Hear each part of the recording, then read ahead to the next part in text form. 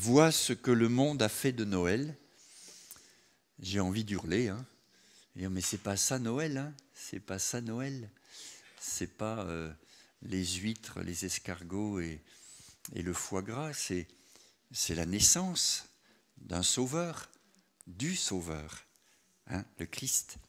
Les anges l'ont dit, et je crois que si moi j'ai envie de me mettre en colère avec tout ça, combien plus le Seigneur qui voit ce qu'on fait de la naissance de son Fils, que Dieu nous donne de vraiment redécouvrir toujours, hein, le vrai sens de Noël. On va ouvrir la parole de Dieu. Alors j'ai intitulé le message « Pour un Noël fécond ». Vous savez que les mots dans la Bible, les noms ont une signification. Et Bethléem, vous savez ce que ça veut dire, hein? Maison du pain, maison du pain. Mais il y avait un autre nom à cette localité, c'était Ephrata. Ephrata, Bethléem, Ephrata. Ephrata signifie fécond, fécondité, pour un Noël fécond. L'idée ou la pensée de porter du fruit est abondamment abordée par Jésus dans l'Évangile. La vie chrétienne, c'est porter du fruit. Qu'est-ce que vous penseriez d'un arbre fruitier que vous plantez dans votre jardin, si vous en avez un, dans votre verger, qui ne porterait pas de fruits? Il est fait pour porter du fruit. Et il ne porte pas le fruit pour lui-même, ce n'est pas lui qui mange ses propres fruits. Les fruits qu'il porte, il les offre. Et c'est le propriétaire ou ceux qui passent, qui peuvent manger le fruit. Le chrétien porte du fruit et il l'offre à ceux qui sont autour de lui. On va lire quelques textes qui en parlent, et puis ensuite on reviendra à Bethléem, Ephrata. Jean chapitre 15, verset 2, « Tout sarment qui est en moi et qui ne porte pas de fruit, il le retranche. Et tout sarment qui porte du fruit, il l'émonde afin qu'il porte encore plus de fruits. Déjà vous êtes purs à cause de la parole que je vous ai annoncée, demeurez en moi et je demeurerai en vous. Comme le sarment ne peut de lui-même porter du fruit s'il ne demeure attaché au cep, ainsi vous ne le pouvez non plus si vous ne demeurez en moi. Je suis le cep, vous êtes les sarments. Celui qui demeure en moi et en qui je demeure porte beaucoup de fruits, car sans moi, vous ne pouvez rien faire. Si quelqu'un ne demeure pas en moi, il est jeté dehors comme le sarment, et il sèche, puis on ramasse les sarments, on les jette au feu, et ils brûlent. Si vous demeurez en moi, et que mes paroles demeurent en vous, demandez ce que vous voudrez, et cela vous sera accordé. Si vous portez beaucoup de fruits, c'est ainsi que mon Père sera glorifié, et que vous serez mes disciples. Amen. Puis le verset 16, « Ce n'est pas vous qui m'avez choisi, mais moi, je vous ai choisi et je vous ai établi afin que votre fruit demeure, afin que ce que vous demanderez au Père en mon nom, il vous le donne. Amen. » Porter du fruit. C'est une question de vie ou de mort, quoi. Un sarment qui ne porte pas de fruit, il est coupé. Et puis celui qui porte du fruit, il est émondé pour porter encore plus de fruits. Dieu n'est pas quelqu'un qui cherche de la rentabilité, on n'est pas dans une entreprise, mais il cherche tout simplement le fruit de sa présence en nous. Ça doit porter du fruit. Tout comme le sarment attaché au cep va transmettre la sève, et puis la fleur, et puis le fruit, eh bien nous devons réfléchir à cette grande question, est-ce que je porte du fruit? Alors, puisque Bethléem s'appelle aussi Ephrata, féconde, Bethléem la féconde, j'aimerais, en ce Noël 2022, réfléchir à notre fécondité. En ce temps-là, être une femme mariée et ne pas avoir d'enfant, c'était un drame. C'était presque donc un opprobre, une sorte de malédiction. Et on voit plusieurs fois dans l'Écriture que Dieu intervient pour que des femmes stériles puissent enfanter. Je pense à Isaac, dont l'épouse était stérile, Rebecca. Isaac pria pour son épouse et Dieu exauça sa prière et Rebecca va pouvoir enfanter. Pour un Noël fécond. Est-ce que vous avez envie d'être fécond et de porter du fruit? On va réfléchir à ça. Je ne parle pas de bébé en 2023, hein. Je parle de fruits spirituels pour que vous puissiez vraiment bien comprendre la pensée. Alors pour en parler, eh bien, on va aller sur le chemin de Bethléem, dans la région de Bethléem, et en feuilletant ma Bible, j'ai trouvé 4 personnes, 4, qui vont là à Bethléem ou sur le chemin de Bethléem porter du fruit. Il y a 3 femmes qui vont être enceintes, et puis il y a même un homme. Ce n'est pas de la manipulation génétique, mais cet homme qui vient à Bethléem, il porte en lui quelque chose qui est de l'ordre du divin, qui est un projet de Dieu, et on le verra aussi. Alors, voyons la première femme qui est sur le chemin de Bethléem. On est dans Genèse, chapitre 35. Genèse 35, verset 16. Il s'agit de Rachel. Je lis. Ils partirent de Bethel et il y avait encore une certaine distance jusqu'à Ephrata, donc Bethléem, lorsque Rachel accoucha. Elle eut un accouchement pénible et pendant les douleurs de l'enfantement, la sage-femme lui dit « Ne crains point, car tu as encore un fils. » Et comme elle allait rendre l'âme, car elle était mourante, elle lui donna le nom de Ben-Oni. Mais le père l'appela Benjamin. Rachel mourut, et elle fut enterrée sur le chemin d'Ephrata, qui est Bethléem. Jacob éleva un monument sur son sépulcre, c'est le monument du sépulcre de Rachel qui existe encore aujourd'hui. Voilà une première femme enceinte, une première femme qui va porter du fruit, qui va donner naissance à un bébé. Mais la naissance de ce bébé va provoquer sa mort à elle. Mourir pour porter du fruit. Est-ce que ce n'est pas ce que Jésus dans l'Évangile dit quand il dit « Si le grain de blé qui tombe en terre ne meurt, il ne porte pas de fruit. Mais s'il meurt, il porte beaucoup de fruits. » Et là, il y a un principe spirituel, on est bien d'accord, hein, un principe spirituel que dans la mort à nous-mêmes, il y a de la fécondité. Il y a des fruits qui vont être portés. Une naissance au travers d'une mort. Elle va appeler cet enfant Benoni, ça veut dire fils de ma douleur. Ben oui, elle a beaucoup souffert, au point qu'elle en est morte dans cet accouchement. On n'avait pas à l'époque les techniques pour protéger la maman, et il y avait beaucoup de femmes qui mouraient en couche. Et Rachel va appeler ce bébé fils de ma douleur. Et le papa va changer le nom en Benjamin, qui veut dire fils de ma droite. Quel est le fils qui est à la droite de Dieu. C'est Jésus.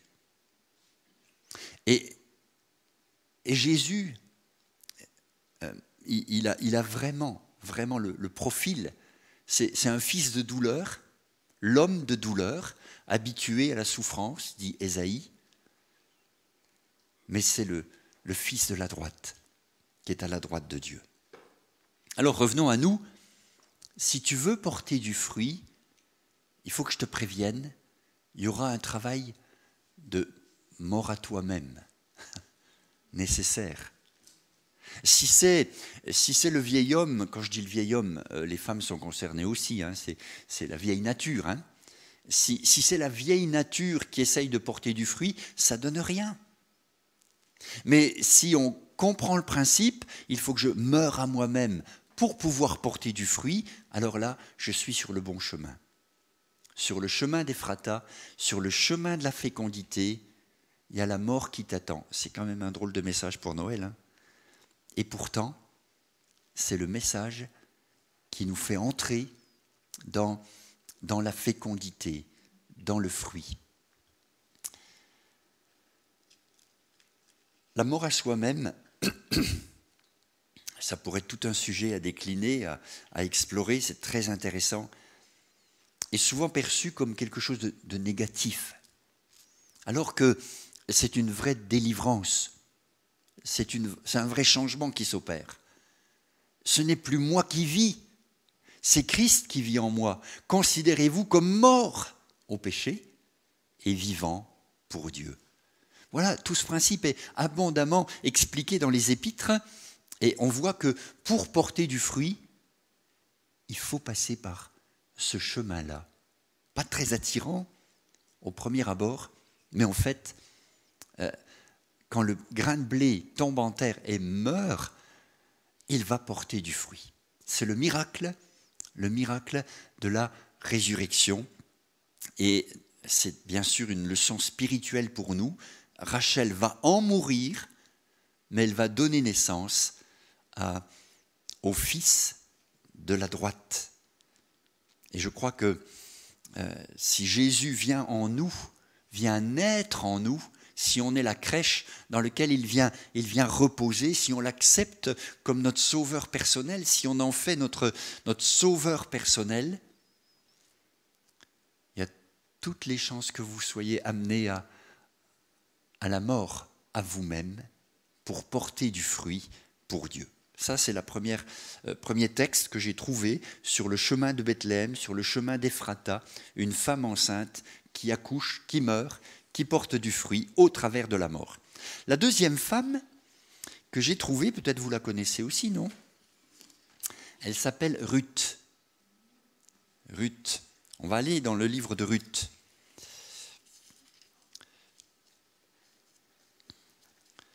Juste après le livre des Juges, vous avez le livre de Ruth. Alors, c'est une très belle histoire. Vous connaissez, hein, Naomi qui s'en va avec son mari au pays de Moab. Elle perd son mari, elle perd ses 2 fils. Elle n'a plus que ses 2 belles-filles. Puis, il y en a une qui repart vers son peuple. Et Ruth va dire, non, moi je te suis. Où tu iras, j'irai. Ton Dieu, c'est mon Dieu. Voilà. Et donc, elles reviennent toutes les 2. Et Ruth va rencontrer Boaz et ils vont se marier. Et là, on lit au chapitre 4, verset 11. Tout le peuple qui était à la porte, donc on est à Bethléem, Ephrata, et les anciens dirent, « Nous en sommes témoins. Que l'Éternel rende la femme qui entre dans ta maison semblable à Rachel et à Léa, qui toutes les 2 ont bâti la maison d'Israël. Manifeste ta force dans Ephrata et fais-toi un nom dans Bethléem. Puisse la postérité que l'Éternel te donnera par cette jeune femme rendre ta maison semblable à la maison de Péretz qui fut enfantée à Juda par Tamar. » Boaz prit Ruth, qui devint sa femme, et il alla vers elle. L'Éternel permit à Ruth de concevoir, et elle enfanta un fils.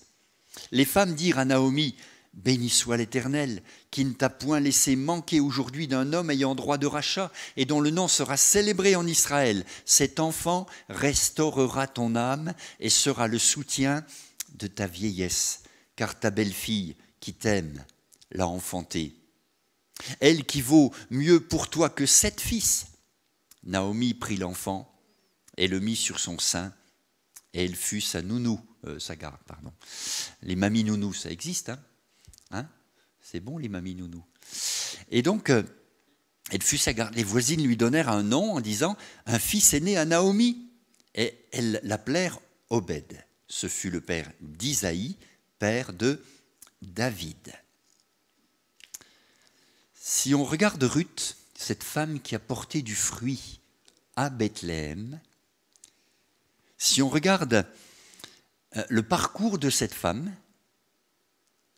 d'où elle vient, et d'ailleurs elle n'est pas la seule, dans la généalogie de Jésus, il y a quelques femmes qui sont citées. Et si vous regardez, c'est peut-être pas celle-là que vous auriez choisie. Il y a une Moabite, Ruth, donc une étrangère au peuple d'Israël. Il y en a une autre, elle a été citée ici, Tamar, qui, par un subterfuge, va finalement coucher avec son beau-père pour avoir un fils, parce que son mari est mort. Et puis on a, allez, vous connaissez un peu aussi sur la muraille de Jéricho, c'est qui est-ce qui habitait là? Rahab. Eh bien, ces femmes, elles sont dans la généalogie de Jésus. Nous, pour la généalogie du Fils de Dieu, on aurait pris les plus sanctifiées, les plus saintes, les plus parfaites. Dieu fait venir son Fils au travers d'une généalogie qui passe par une Ruth, ici dans le texte. Mais cette femme, elle s'est convertie, on dira aujourd'hui. Cette femme, elle a choisi le camp de Dieu. Et elle a quitté Moab pour venir à Bethléem. Et après le malheur, elle a connu le bonheur.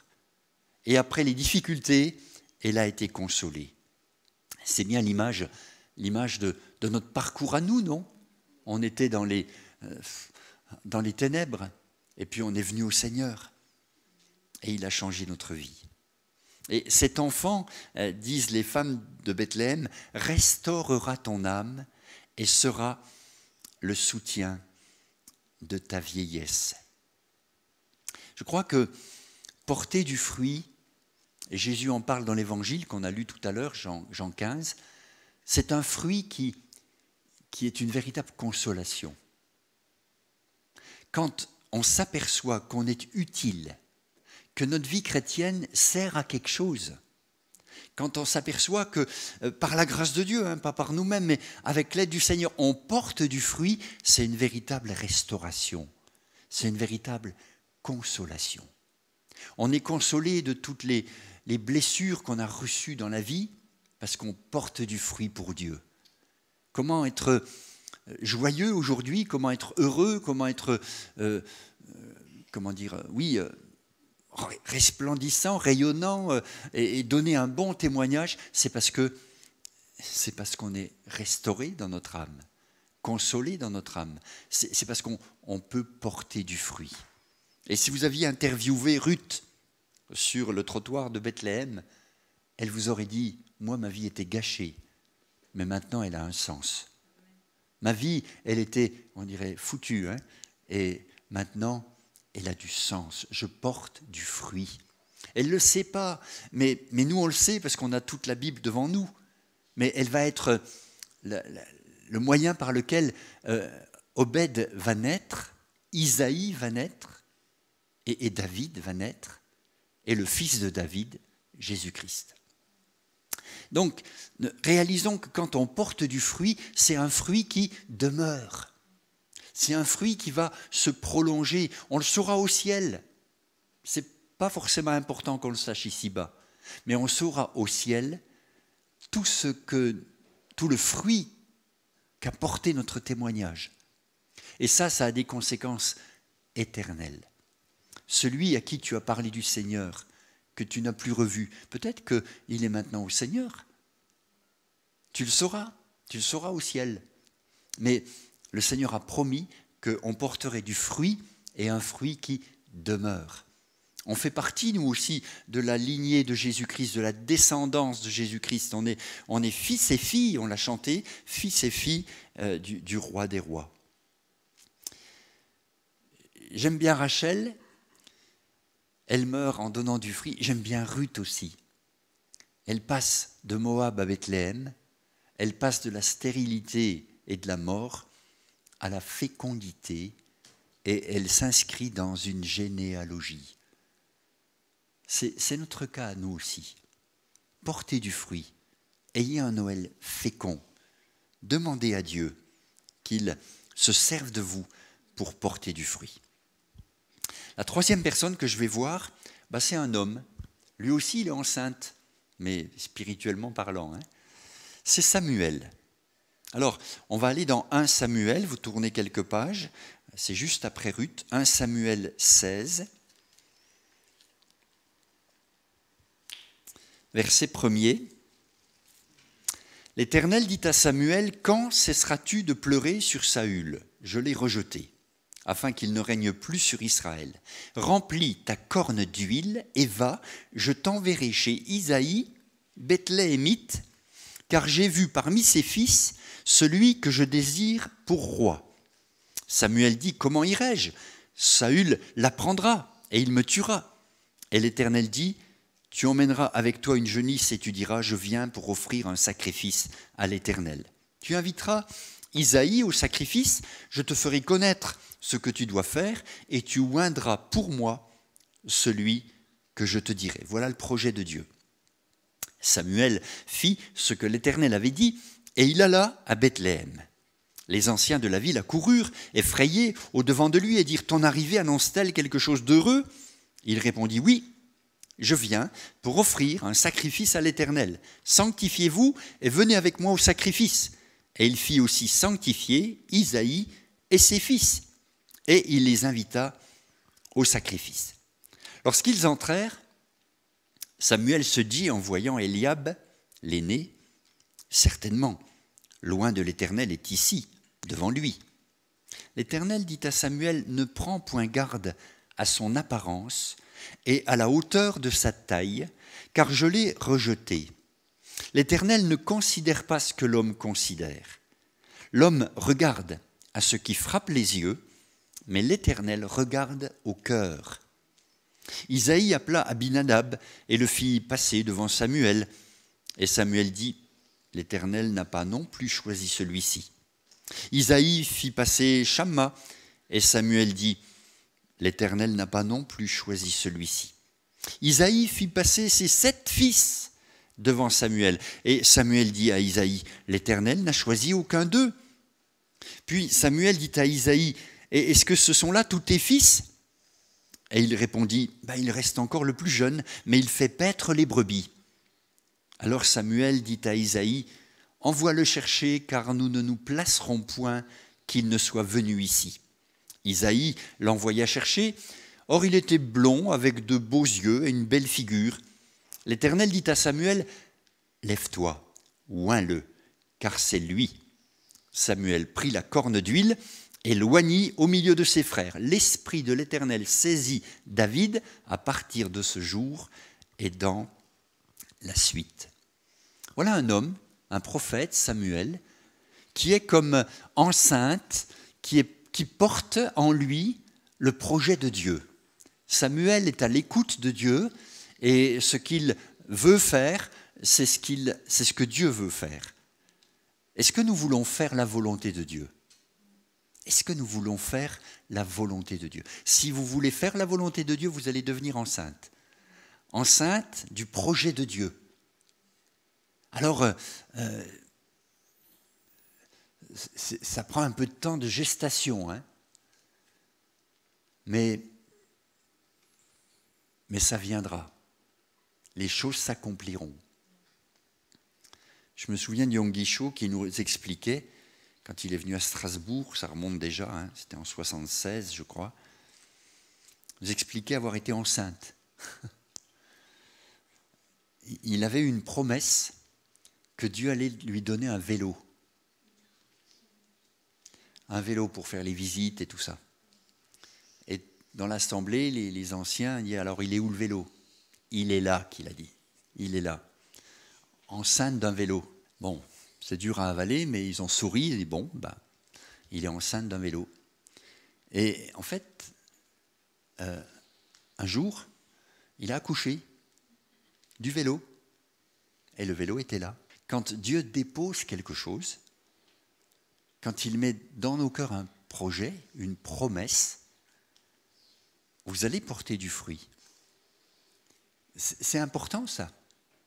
Qu'est-ce que vous en pensez? Est-ce que dans l'année qui vient, vous voulez faire votre volonté ou vous voulez faire la volonté de Dieu? Vous voulez les projets de Dieu ou les vôtres? Les projets de Dieu sont les meilleurs. Et porter du fruit, un Noël fécond, on est toujours à Bethléem ici. Samuel est venu pour offrir un sacrifice. Et ce jour-là, un roi est né à Bethléem. Un adolescent, il est encore adolescent. Un tout jeune homme va être oint par Samuel et va devenir le roi. Bien sûr, pas tout de suite, hein, mais déjà ici, Samuel nous montre que Dieu a toujours un temps d'avance. Toujours un temps d'avance. Et ce jour-là, à Bethléem, c'est David qui va devenir le futur roi d'Israël. Alors, j'aime bien cette parole du verset 7. L'Éternel ne considère pas les choses comme l'homme. Il ne regarde pas ce qui frappe les regards, mais il regarde au cœur. Il regarde au cœur. Si Dieu regarde, puisque Dieu regarde au cœur, qu'est-ce qu'il voit dans ton cœur? Qu'est-ce qu'il voit dans ton cœur? Tu peux donner l'apparence devant les gens, mais Dieu regarde au fond de ton cœur. Et au fond de ton cœur, il veut y déposer son projet à lui. Alors, que Dieu nous aide à comprendre que si à partir de ce jour-là, le Saint-Esprit a commencé à saisir David, à partir de ce jour-là et dans la suite, pour nous aussi, Dieu va nous donner son esprit pour nous remplir et nous permettre d'accomplir le projet de Dieu. Quand vous serez devant Dieu, et moi aussi, la question sera la suivante: qu'est-ce que tu as fait de mon salut? Quand la Bible dit « travaillez à votre salut », c'est un peu mal traduit. C'est « mettez en travail votre salut ». Faites fructifier votre salut. On n'est pas sauvé par notre travail. Travaillez à votre salut, vous voyez, c'est un petit peu mal traduit. On devrait lire « faites travailler votre salut ».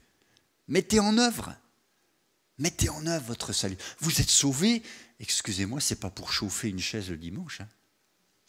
Vous êtes sauvés, c'est pour porter du fruit. C'est pour porter les projets de Dieu. C'est pour les recevoir dans la prière et être enceinte de ce que Dieu veut faire. Il y aura un temps de gestation, il y aura un temps de création, les choses vont prendre du temps, mais en son temps, Dieu va confirmer son projet. David n'a pas été tout de suite sur le trône. Saül lui a fait la guerre. Moi, dans ma lecture personnelle, en ce moment, je termine cette séquence de Saül qui fait la guerre à David. Mais quelques années de fuite, d'exil, de passer tout près de la mort, mais là, le projet de Dieu va s'accomplir. Donc, je vous souhaite un Noël fécond. Je vous souhaite d'être enceinte du projet de Dieu. Et vous allez voir que la semence de Dieu, la promesse de Dieu qui est déposée, elle va grandir, puis elle va finir par remplir toute votre vie. Vous y penserez le matin en vous levant, le soir en vous couchant, le midi en mangeant, en allant au travail. Ça ne va plus vous quitter. Vous savez, quand une femme est enceinte, elle n'est pas enceinte le matin, puis après elle laisse le bébé à la maison, puis elle part au boulot. Elle l'emmène avec. Elle est avec tout le temps, jusqu'à donner naissance. Qu'est-ce que vous avez en vous qui germe et qui va porter du fruit? Amen. Voilà, et puis on va voir la quatrième. Alors elle est connue celle-là. C'est Marie. C'est celle qui, annoncée dans Michée, se réalise dans Luc au chapitre 2. Je ne lis pas le texte, on l'a lu dimanche dernier à la fête de Noël. Il y a 7 jeunes femmes et qui, sans connaître d'homme, sans être mariée avec Joseph, va être enceinte parce que le Saint-Esprit a déposé en elle quelque chose qui est de l'ordre de la semence de Dieu. Et cette femme va donner naissance à Jésus, Emmanuel, Dieu avec nous. Moi, je crois que cette femme, elle est vraiment une sœur en Christ. Hein. On en a fait toute une mariolâtrie dans la religion officielle. Moi, je crois que c'est beaucoup plus simple que ça. C'est une sœur en Christ qui a vraiment obéi au Seigneur, qui était dans la chambre haute quand il y a eu la Pentecôte, et qui, de ce bébé qu'elle a mis au monde, a vu ensuite un roi auquel elle s'est soumise. Moi, ce qui m'étonne, et ce qui m'étonnera toujours et me rend admiratif, c'est que Dieu est capable de dire à un empereur à Rome de décréter un recensement de toute la terre pour que ceux qui habitent Nazareth viennent justement à Bethléem et justement que ce soit le terme de la grossesse de Marie et qu'elle accouche à Bethléem. Pour que les bonnes personnes soient au bon endroit au bon moment. Dieu est grand, hein? On sait qu'il conduit nos vies. On sait qu'il a toutes les ficelles en main. On sait qu'on peut lui faire confiance. Il veut qu'on ait un Noël fécond. Il veut qu'on connaisse nous aussi notre fécondité. Évidemment, il n'y a pas de place pour eux. Ben ça, c'est encore aujourd'hui le cas. Hein. Il n'y a pas de place pour les chrétiens dans le monde. Hein. À voir comment ils fêtent Noël. Moi, j'ai envoyé à mes frères et sœurs le petit clip vidéo qui a démarré notre fête de Noël de dimanche dernier. Vous savez, cette petite vidéo qui dit « Ils ont oublié Jésus ». J'ai envoyé ça. Ah, ça n'a pas loupé. Hein. Il y a un de mes frères qui m'a répondu très sèchement. Hein. Il paraît que les repas de Noël sont des fois des sujets de tension. Ok, je pense que j'ai touché quelque chose. Parce qu'ils oublient Jésus. Ils oublient Jésus. Il n'y a pas de place pour Jésus. Et il n'y a pas de place pour le chrétien dans ces fêtes du monde. Tu n'es pas à ta place. Tu n'es pas du monde. Ecclésia, c'est appelé hors d'eux. Tu es hors d'eux, et pourtant tu es dans. On est dans le monde, mais on n'est plus du monde. Nous, on fait de la place pour Jésus. Pas seulement de la place, on fait toute la place pour Jésus. Amen. Et je crois que les premiers qui ont été avertis de la naissance, du fait que Marie avait porté du fruit, ce sont des bergers. Et comme le dit un commentaire, les bergers étaient une race à part dans le peuple. Les bergers, c'était un métier qui était marginalisé. En Égypte, quand le pharaon a su que Jacob arrivait, mais qu'il a vu que c'était des bergers, il les a mis à l'écart dans le pays de Goshen. Le berger, en Israël, oui, c'était un métier un peu à part, un peu méprisé. Et pourtant, c'est à eux que les anges ont annoncé en premier la naissance de Jésus. Et Jésus s'appelle le bon berger. Il veut bien être associé à ce métier-là de berger, des bergers qui viennent adorer le Sauveur.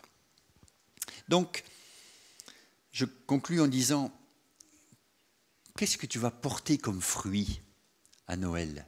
Enfin, pas qu'à Noël d'ailleurs, parce que c'est tous les jours de l'année, non? Porter du fruit. Un Noël fécond. Bethléem, Ephrata, fécondité. faut que ta vie chrétienne soit utile, que ça porte du fruit. Et dans l'année qui vient, demande à Dieu qu'il dépose en toi ce qu'il prépare, ce qu'il projette. Et tu verras, tu porteras du fruit. Il n'y a pas de plus grande joie que de porter du fruit. Amen.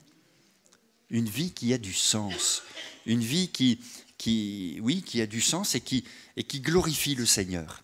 Alors on veut remercier Dieu pour sa parole et le remercier pour sa venue, mais puisqu'il vient en nous, puisque c'est nous la crèche, puisque c'est nous qui l'accueillons, il va nettoyer l'endroit d'abord, et puis ensuite il va permettre qu'on porte du fruit. Je vous laisse méditer sur tout ce que cela va impliquer pour vous, mais même s'il y a de la mort à soi-même à vivre, il y aura du fruit qui sera porté et Dieu sera glorifié. Amen. On prie le Seigneur. Merci Seigneur, parce que tu nous indiques quelque chose d'important là dans ta parole. Tu nous montres que te servir, porter du fruit, entrer dans les projets de Dieu est de la plus haute importance. Tu dis que le sarment qui ne porte pas de fruit, il sera coupé, il séchera, il brûlera. Nous voulons porter du fruit pour ta gloire. Seigneur, donne-nous d'être féconds, nous aussi. Donne-nous, Seigneur, de vraiment porter en nous, dans nos cœurs, dans notre âme, dans notre esprit, Seigneur, ce projet que tu as, toi. Ton projet, c'est que tous les hommes soient sauvés. Donne-nous de participer à ce grand plan du salut de l'humanité. Donne-nous, Seigneur, de porter du fruit tous les jours dans nos contacts avec nos proches. Merci de bénir ces temps où nous rencontrons nos familles respectives, Seigneur. Merci de te glorifier. Dans le nom de Jésus, nous prions. Amen. Amen.